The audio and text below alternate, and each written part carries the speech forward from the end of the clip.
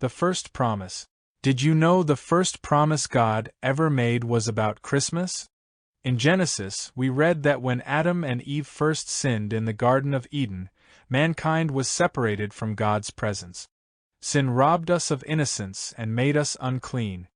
Because He is holy and perfect, God cannot be in relationship with what is unclean. This separation broke God's heart because He loves us more than we could ever know. God immediately formed a plan for our reconciliation with Him.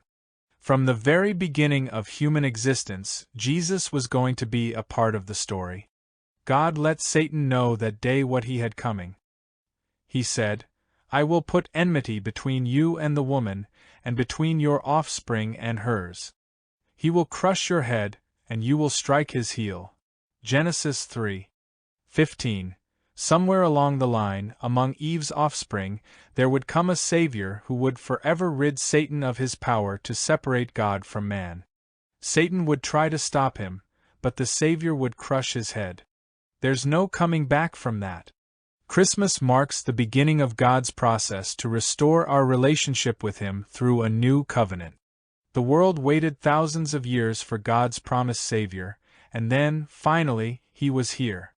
The one who would forever defeat sin and death became God with us.